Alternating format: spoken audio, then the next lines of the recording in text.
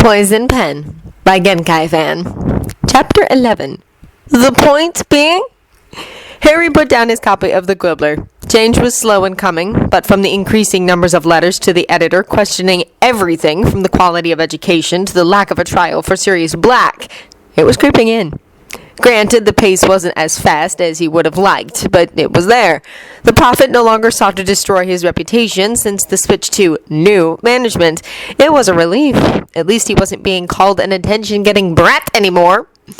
There had been no sign of old Snakeface since last spring. It seemed he was keeping quiet, trying to convince everyone the ministry was right in denying his return. Well, there was nothing Harry could do about that, and truth be told, Harry welcomed the peace. As far as he was concerned, Voldy could lay even lower. Like 6 feet lower, in fact. Sirius was away again on some useless mission for Dumbledore. Harry figured that the old coot was deliberately keeping them apart. It wouldn't do to have Sirius close by. Merlin forbid. The man might just pursue the matter of his innocence, or worse, try for custody. Harry rubbed a hand through his messy hair. How he hated waiting, and he'd heard nothing from Lord Peter on this matter in a while. A heavy sigh crossed his lips. It seemed that the quieter Voldemort was, the less peaceful Harry's sleep. Lately there were dreams about a long corridor with a lot of doors. Harry looked it up in his divination books and didn't like the interpretations he found there.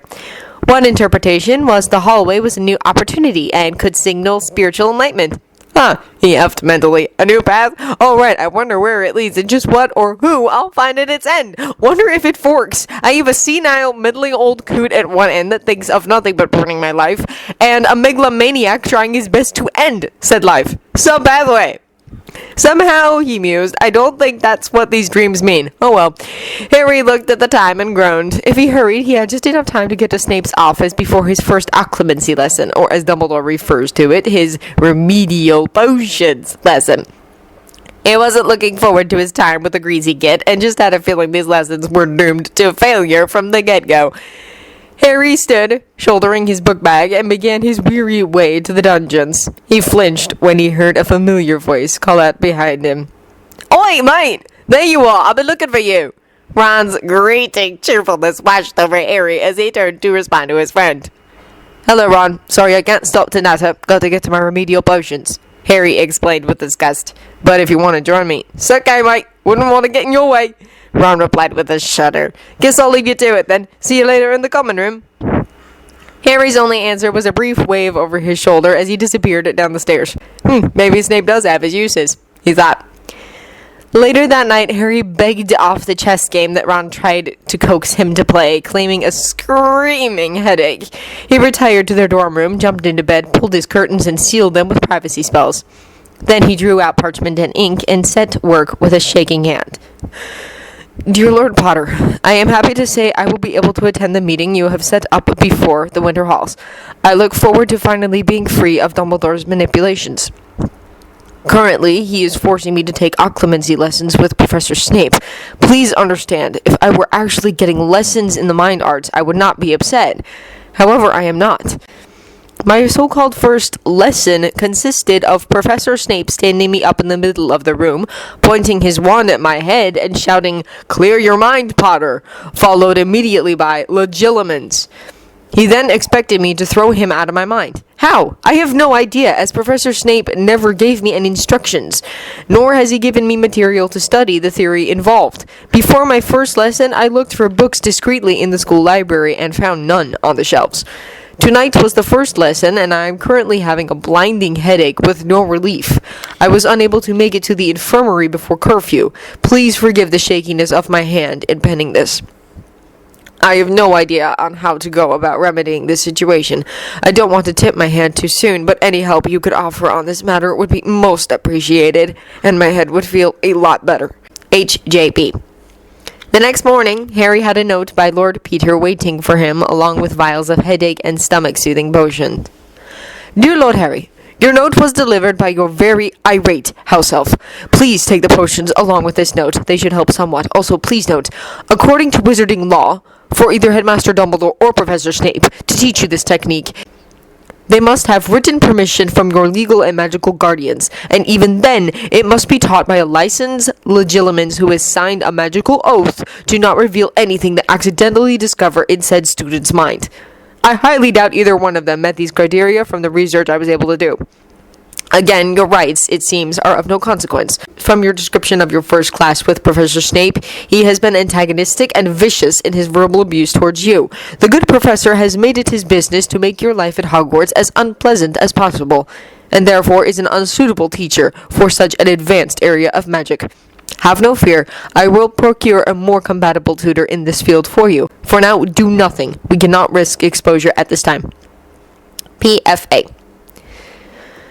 The school was calmer now that the toad was gone from Hogwarts. After Twist's column came out, the Board of Governors got an earful from irate parents and other family members. Many letters for allowing such a psychotic torturer to bring dark artifacts to school. Dozens more for allowing the ministry to send such an incompetent instructor to teach a core subject. It turned out that Umbridge didn't have a mastery or even an O in her notes on the subject. Even worse, she'd failed the course altogether when she had attended Hogwarts. She was passable as a charms tutor, in which she got an EE, and even that was being questioned by the board. Amelia Bones had, upon searching, found several blood quills in the woman's desk. How they got past the wards, no one knew. Cornelius Fudge had distanced himself from Dolores Umbridge when the story broke in the Prophet. The last anyone knew, she was currently awaiting trial. It was, in public opinion, a given that she would be sent to Azkaban. Of course, that left the DADA position open. Amelia Bones had offered an Auror, who was currently restricted to light duty due to spell damage, as a temporary DADA replacement. Harry was relieved that Auror Edward Johnston, Angelina's cousin, was a decent instructor. He really didn't have the time to start a dueling club like Hermione had been pushing for. Now, all Harry had to deal with were Snape's lessons, the reoccurring dreams, and old Riddle. His work was never done. Everyone eagerly awaited for the weekly delivery of the Quibbler as the owl swooped in with a morning mail. It looked like almost every student in the hall got a paper. For a few minutes, little could be heard but the rustling of papers. Then it began. Students started grumbling and glaring at the head table. Professors McGonagall and Snape didn't disappoint when they stood and started shouting at each other. Hermione sat in shocked silence as Neville read that morning's article aloud.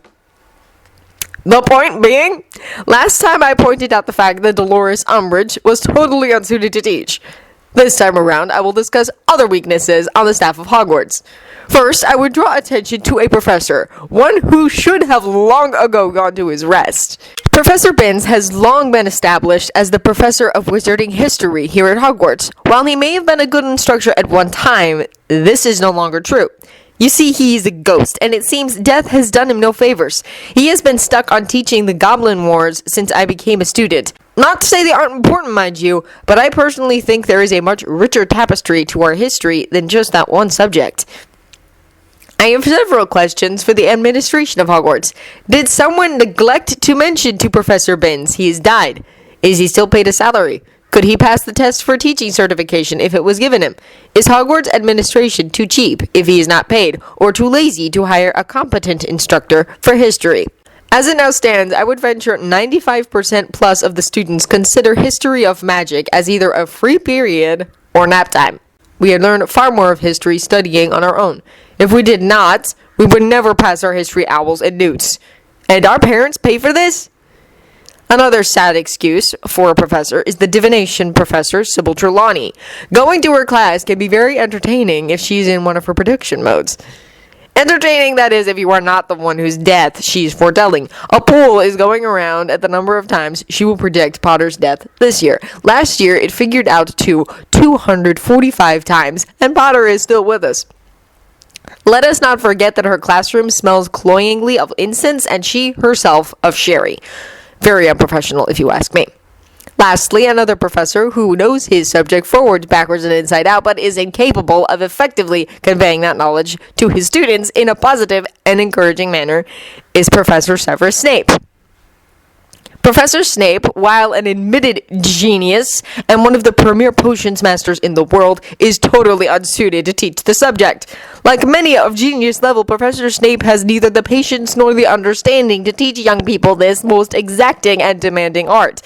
His frustration at having to deal with pupils he considers ignorant dunderheads leads to daily vituperative rants containing cruel and degrading insults that discourage and shame his students. His juvenile tantrums, bordering on bullying, make his classes the most dreaded and hated in school. This in turn leads to the destruction of the desire to pursue advanced potion study in most of his pupils. Unfortunately, every student lost to his brutal verbal assaults and bullying means one less Auror, healer, or future potions master. The only Slytherins exempt from this sadistic behavior are the Slytherins. This is because of the extremely biased favoritism he shows his own house, Slytherin. If you were to check the points deducted from all of his classes for the past 7 years, the acute discrepancies between Slytherin and the other 3 Hogwarts houses would be most noticeable. Don't believe me? Write the headmaster and ask for a copy of all disciplinary actions, detentions, points taken, etc. Take it for specific years. He is required by wizarding law and the Hogwarts Charter to provide a certified copy. It is your right to have information pertaining to your child as a concerned parent or guardian of a Hogwarts student, past or present. In fact, according to the Charter, all parents and guardians are required to be notified by OWL promptly when a student faces any disciplinary action or is injured on school grounds. This holds true for all students, Muggle-born half-blood or pureblood.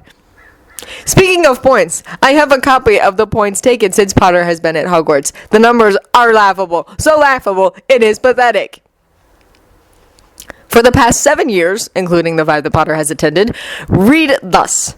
Professor Snape has taken points off for breathing too loudly, asking questions, not asking questions, sneezing, and tardiness even with a note.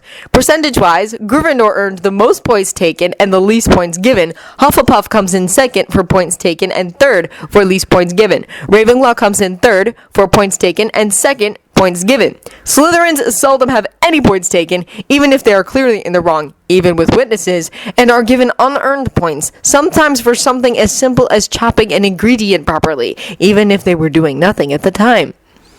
Did you know the Book of Discipline lists every point given and taken, house affiliation, professor involved, and the reason for the action? And here's the kicker. Headmaster Dumbledore has to sign off on all actions, be it points given or taken, and detentions on a daily basis. So he has to know what's happening. He cannot plead ignorance. In the past 10 years, Professor Snape leads in the number of points deducted. Of the many points deducted from Gryffindor, Professor Snape is responsible for almost 90+%. Professor McGonagall comes in second and is responsible in points deducted from Slytherin by 65% plus. In Potter's first year, Slytherin was clearly in the lead for the House Cup until the Leaving Feast, when the headmaster gave all those points to Potter and his cronies for service to the school. It caused the House Cup to go from Slytherin to Gryffindor by a margin of less than 30 points. It was the first time in several years that Gryffindor has won the cup.